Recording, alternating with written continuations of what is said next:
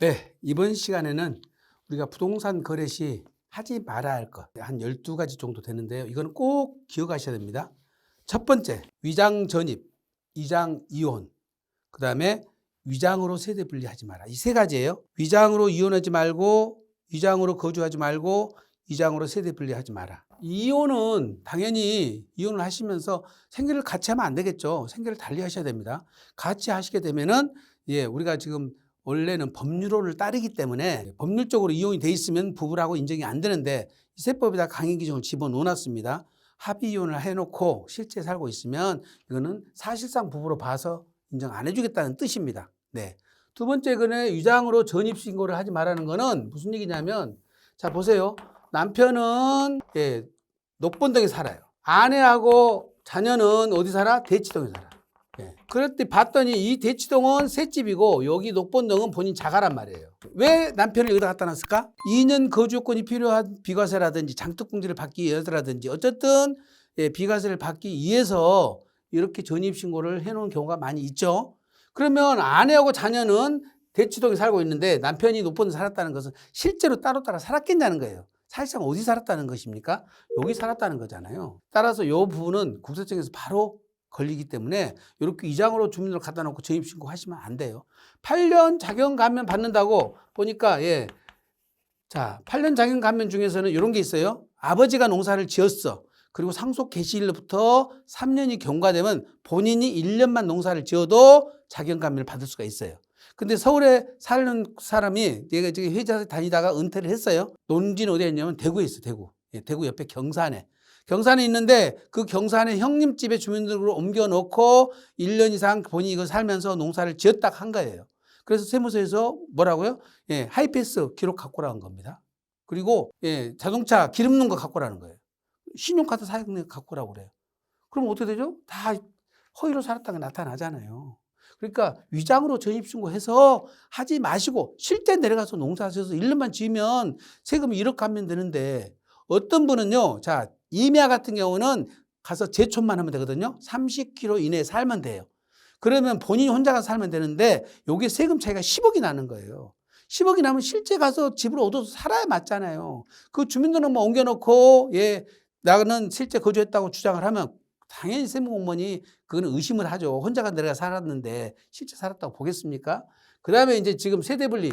세대분리는 무슨 얘기냐면 아버지하고 아들하고 집을 한 채씩 갖고 있는데 아들이 그럼 아버지랑 집이 두 채가 돼서 비과세가 안 된다는 거지. 그러니까 아들이 다른 곳으로 세대분리를 시켜놨어요.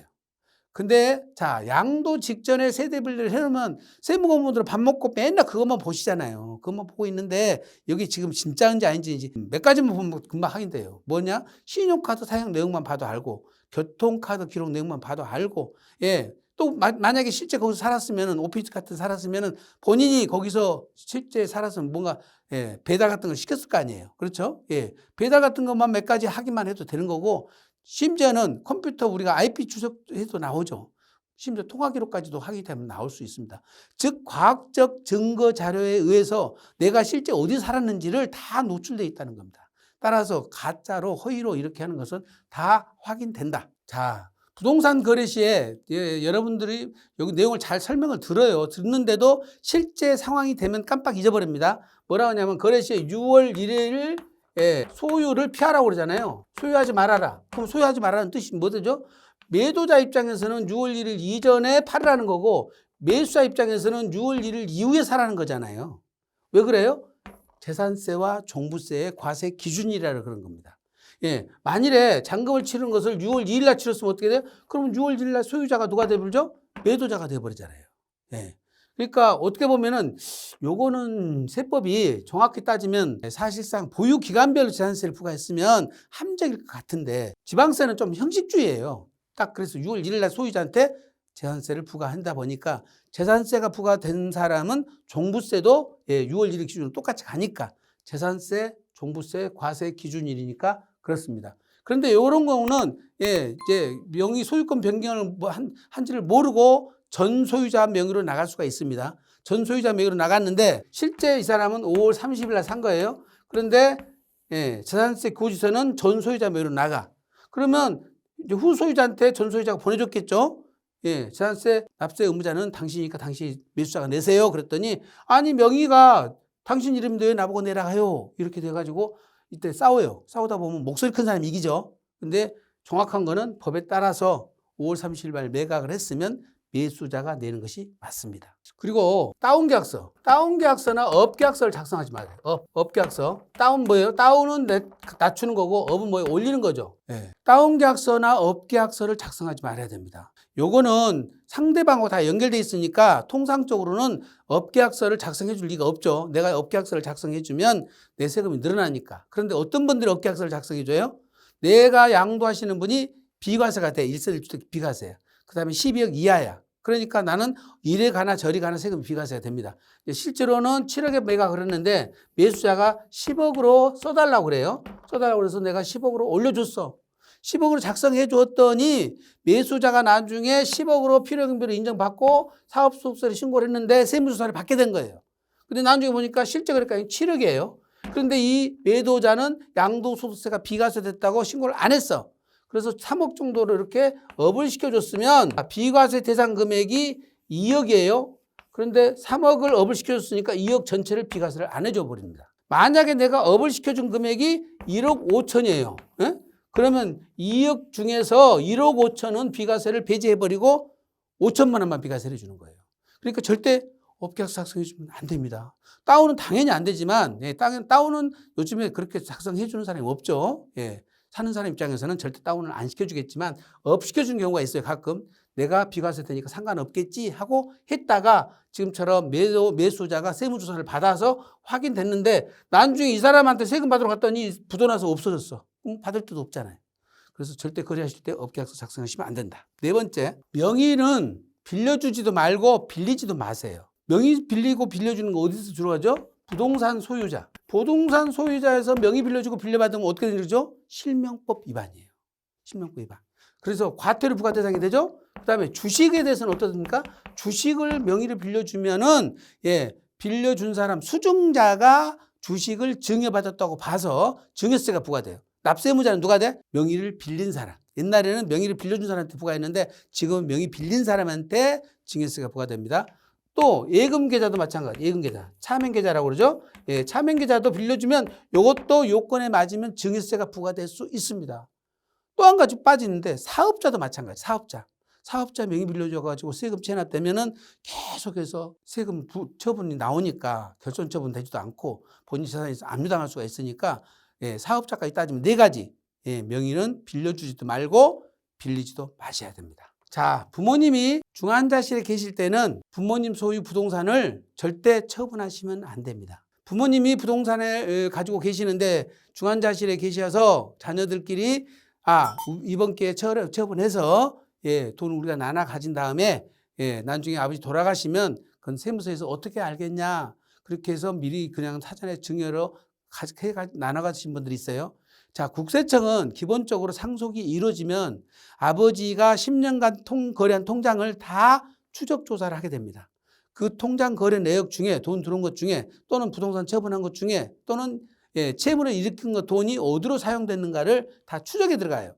기본적으로 1년 이내에 2억, 2년 이내에 5억을 만약에 처분한 금액이 있으면 그 돈이 사라졌으면 그것에 대해서는 상속인 입증 책임이 있고 2년이 경과돼 버리면 그거는 세무서에서 그거를 밝힐 책임이 있습니다. 그런데 세무공무원들이 이거 못 밝히겠습니까? 당연히 뭐 한두 푼도 아니고 몇십억 몇백억이 왔다 갔다 했으면 그 돈이 어디로 갔는지를 다 찾아낼 수가 있잖아요. 그래서 요거를 자, 중환자실에 입원 중에 계시는데 부동산을 처분하면 아버지가 양도소득세를 물겠죠. 그리고 돈을 나눠갔으니까 뭘 또 물려? 증여세를 물리겠죠. 증여세를 물렸는데 증여세 신고 안 했으니까 뭐가 물어요? 신고납부 가산세, 신고납부 가산세가 또 붙겠죠. 그 다음에 또 10년 안에 돌아가셨으니까 어떻게 돼요? 상속세가 합산해서 나오겠죠. 이거는 세금 폭탄 맞아버려. 최악이에요, 최악. 양도세, 증여세, 상속세를 맞으면 최악이다. 오히려 상속 받아서 팔면은 세금 양도세는 안 나도 안 나오거든요. 상속세만 내고 마는 거예요, 오히려. 이런 경우는 최악이 나옵니다. 그래서 절대로 이렇게 부모님이 연로하신 경우에는 중환자실이 아니라 하더라도 연로하신 상황에서는 매각할 때는 신중하셔야 돼요. 왜? 매각을 해서 그분이 돈을 쓰고 갈 시간이 없어. 그러면 현재 기준시가가 60억밖에 안 된 것을 150억에 매각을 해가지고 결국 자산 가치만 높여놔 버렸잖아요. 그렇기 때문에 상속세하고 연계시켜서 봐야 되기 때문에 반드시 전문가인 세무사님하고 상의해서 매각을 지금 해야 될 것인지, 상속받아서 매각할 것인지, 증여받아서 매각할 것인지를 컨설팅 받고 이거는 하셔야 됩니다. 절대 미리서 매각하시면 안 됩니다. 자, 주택임대사업자 등록하신 분들은 주택임대사업자 의무기간을 꼭 지키셔야 됩니다. 만약에 이거 지키지 않으면은 세대당 3천만 원씩 가투료가 부과돼요. 자, 어떤 분들은 이게 손실이 나가지고 지금 손해가 나서 주택임대 사업을 계속 못하겠다 그러신 분들이 있어요. 그런 경우는 손해를 2년 이상 손해를 봤을 때는 세무사님한테 결산서를 꾸며달라고 해서 세무서에서 신고한 근거를 가지고 구청에 가서 그때 결손 나가지고 임대사업을 계속 영위할 수 없습니다 하고 해서 폐업 신청을 내면 구청에서 허가를 내줘요. 당신은 폐업해도 좋겠다. 그렇게 해서 이거를 폐업을 하셔야 됩니다. 그래야 과태료 부과 안 돼요. 대신 내가 종합부동산세를 합산 배제를 받았다면 그 종합부동산세는 또 추징이 당할 수 있습니다. 그러니까 여러 가지 다 비교해 보신 다음에 이게 주택임대사업자를 중간에 폐지할 것인지 말 것인지 따지셔야 돼요.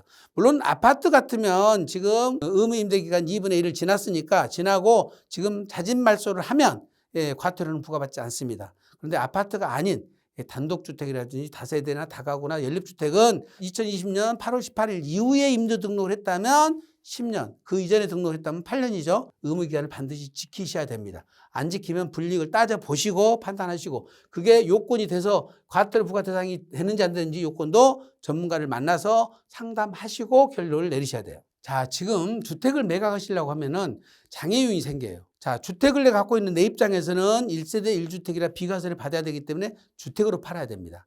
근데 사는 분 입장에서는 취득세가 주택으로 살려고 했더니 2주택 이상부터 중과세고 법인이 사면 또 무조건 중과세죠. 13.4%나 되거든요. 그 다음에 지금 주택으로 거래할 때는 지금 대출이 안 돼버려요. 그런데 보통 제가 100% 내 돈 갖고 사는 사람이 어디 있나요? 특히 시행사업 하는 사람들은 거의 50% 가까이를 대출 받고 나머지 내 돈 갖고 사는 것인데 대출이 안 나와버리니까 주택의 경우에는 거래에 장애 요인이 생기죠. 그래서 이제 편법이 생기는데 자, 옛날에는 계약 당시에 주택이고 계약 당시에 주택이면 중도금을 내고 여기서 멸실을 하거나 여기서 용도 변경을 해서 용도 변경을 해가지고 잔금에서는 주택이 아닌 경우 주택이 아니죠. 이랬을 때는 자 주택으로 계약을 해서 잔금일 현재는 주택이 아니라 하더라도 1세대 1주택 비과세를 해줬고 장기보유 특별공제 8%짜리를 다 해줬어요. 근데 지금 이와 같이 잔금 전에 멸실을 해버렸거나 용도 변경을 해버리면 이때 잔금이 주택이 아니기 때문에 이 주택으로 비과세 혜택하고 장특공제를 안 해준다는 겁니다. 그래서 중간에 용도 변경하거나 잔금 전에 멸실을 했을 경우에 특약으로 멸실한다고 했을 때는 이거는 원칙적으로는 거래를 하시면 안 됩니다. 반드시 전문가를 만나서 컨설팅을 받아서 예외적인 요건에 들어가야 되니까 이렇게 거래하시다가 큰일 납니다. 큰일 나시니까 지난번에 한 번이 다가구 주택 같은 경우에 이렇게 거래해갖고 오신 분 있어요. 계약서를 쓰셨어요. 난리가 난 거예요. 세금만 한 20억 가까이 됐거든요. 큰일 납니다. 그래서 이렇게 거래 계약을 하시면 안 됩니다. 이게 2022년도 10월 달에 유권에서 바뀌어 있습니다. 바뀌어 있으니까 이 부분을 꼭 인지를 하시고 거래를 하셔야 돼요. 자, 토지를 사서 건물을 신축을 하셨는데 자, 통상적으로 지금은 토지 사가지고 건물 신축하면 건물 신축할 때의 신축 비용에 대해서 적격 증빙을 다 받으세요. 웬만하면 다 받으세요. 그런데 주택을 짓는 분들은 왕왕 이 비용을 거의 잘 안 받으세요. 상가 짓는 분들은 다 받아요. 왜냐하면 나중에 이걸 팔 때 취득가도 인정받을 뿐만 아니라 임대사업자로서 사업소득세를 낼 때도 필요경비를 인정받아야 되기 때문에 생계한서 받고 거래하시는데 주택은 내가 어차피 팔 때 비과세가 되니까 나는 안 받아도 되는 줄 알고 안 받았어요. 안 받았는데 자 5년이 지나서 팔면 상관이 없는데 이 5년이 지나서 팔면 4년 만에 매각을 해버리신 거예요. 자 근데 내가 양도가액은 자 20억 중에서 토지가 8억 건물이 12억이 돼. 12억이 됐어요. 20억이 되니까 고가주택으로 양도소득세를 내야 되잖아요. 낼 때 이제 취득가가 건물에 대한 취득가를 잡을 때 어떻게 잡냐면은 환산 취득가를 잡아요.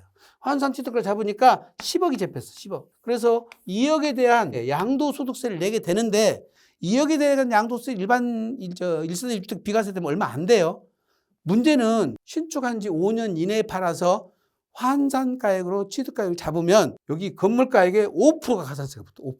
5% 보통 얼마입니까? 10억이면 6천만 원이 가산세가 붙어버리죠. 그래서 이렇게 신축한 다음에 5년 안에 팔라고 할 때는 실제 취득가를 입증하지 못했다면 5년이 지나서 파셔야 돼. 가산세가 굉장히 생각보다 큽니다. 그래서 신축 건물을 내가 지으면서 적격 증빙을 받지 못해서 취득가를 실지거래가액으로 인정을 못 받고 환산 취득가로 적용받을 때는 거래 시기를 5년, 보유기한을 5년 지난 다음에 매각을 해라. 이거 5년 굉장히 중요합니다. 양도 차익이 발생한 부동산 두 건이 발생했을 때, 두 채, 두 건이 발생했을 때 보통 분들은 하나 팔고 또 하나를 못 판다고 알고 계신 분들 계세요. 그거는 상관없습니다. 내가 팔고 싶을 때 다 팔죠. 대신 두 건을 양도 차익이 발생한 두 건을 팔면 어떤 일이 벌어지냐? 하나는 2억 남았고 하나는 3억 남았어요.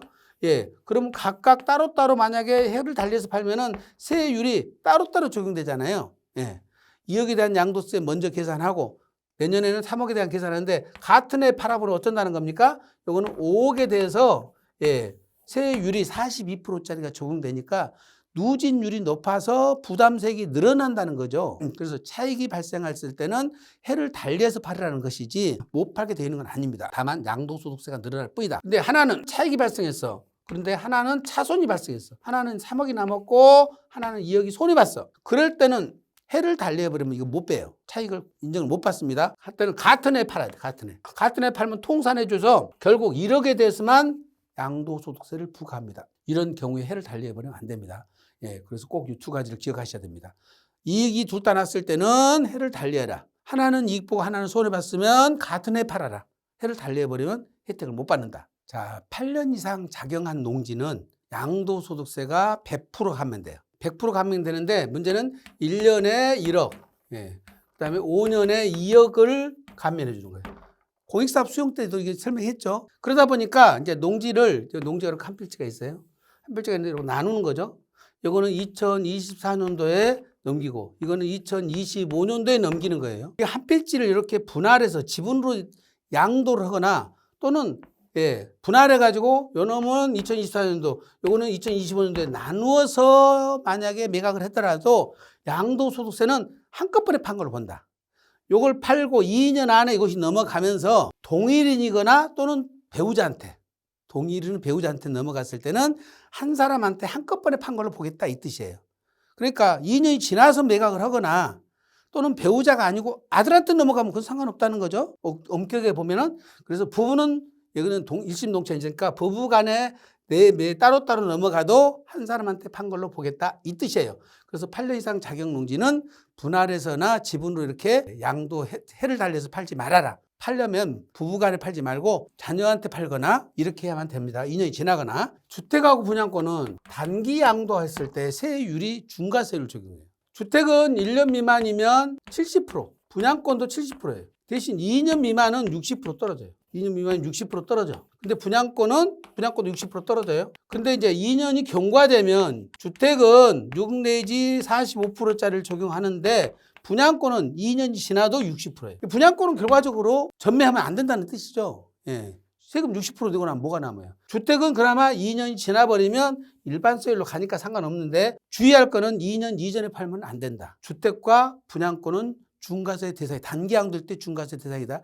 일반 부동산은 어떻게 되죠? 1년 미만은 50%고 2년 미만은 40%거든요. 예. 일반 부동산에 대해서 주택과 분양권은 중과세하고 있다는 것을 이해를 하시고 요 세율을 지금 낮춰준다고 그랬거든요. 1년 미만은 45%, 그다음에 1년 넘으면 일반세율 이렇게 지금 바꿔준다고 했는데 정부 방침은 발표를 했는데 지금 시행은 안 되고 있고 법 개정은 안 되고 있습니다. 그래서 이걸 개정된 줄 알고 잘못 알고 계신 분들이 계시는데 아직도 개정은 안 됐다. 아까 지금 설명드릴 때 검은계약서를 다운계약서를 작성했다 하더라도 실제 계약서를 갖고 있으면 이 실제 계약서를 제시하면 인정받는다고 그랬죠. 그러다 보니까 어느 분들은 실제 계약서가 없는데 요거를 재작성을 해버려요. 다시 작성을 했어. 물론 본인들 입장에서는 거래 당시 작성 일자랑 거래 가액이랑 계약금 중도금 주고받은 내용이라든지 특약사항을 있는 그대로 재현해서 작성했다고 할 수도 있습니다. 자, 우리 세법에서 말하는 거래 증빙의 매매 계약서는 실제 거래 당시 작성된 매매 계약서만을 의미합니다. 그러니까 실제 거래 당시가 아닌 나중에 사후 보완해서 매매 계약서 작성된 거는 계약서로서 인정을 못 받는 거예요. 예, 거래 증빙으로 인정을 못 받는 겁니다. 그런데 이렇게 매매 계약서를 작성해 갖고 하면 담당 공무원들이 첫 번째 보는 게 날인데 있는 인주부터 봐요. 인주는 이게 만약에 지금 최근에 작성됐다 하면은 말랐다 하더라도 손으로 문지르면 번집니다. 옛날 건 안 번져요. 예. 그 다음에 이제 뭐 전화번호 같은 거 보는데 어느 분들은 전화번호를 자, 예를 들어서 95년도에 거래했어요. 95년도에 내가 가련동에 살았어. 가련동이 예를 들어서 36국이었다고 쳐요. 예. 36국인데 그때는 세 자리 숫자가 아니었다는 거죠. 95년도는. 근데 지금 전화번호에 366을 적은 분들도 있어요. 예. 그리고 어떤 매매 계약서는 자, 대산 익스프레스라는 회사에서 제공되어 있는 이 매매 계약서에다가 작성하신 분이 있어. 근데 대산 익스프레스는 이게 95년도에 작성한 계약서인데 대산 익스프레스는 2002년도에 설립된 법인이에요. 설립된 회사예요. 그럼 어떻게 되죠? 가짜라는 게 드러났잖아, 지금. 이게 매매계약서를 허위로 작성한다는 게 쉽지가 않습니다, 사실은. 특히 국세청은 문서 검증반이라는 게 있어요. 검증반에서 확인했더니 거래 당시 작성된 계약서가 아니라 지금 소급에서 작성한 계약서라고 인정이 되고, 그 다음에 이 거래가액이 허위라는 것이 명백히 입증되면서 탈세 목적으로 계약서를 작성했거나 또는 뭐 비용이 들어갔다고 증빙을 작성했을 때는 고의로 세금 탈루 금액도 크고 고의성이 강하면은 조세범 처벌법으로 고발할 수도 있습니다. 그래서 매매계약서를 제작성하는 것은 절대 하시면 안 된다. 그래서 잘못되면은 세금만 추징당한 것이 아니라 고발당할 수도 있다. 꼭 기억하세요.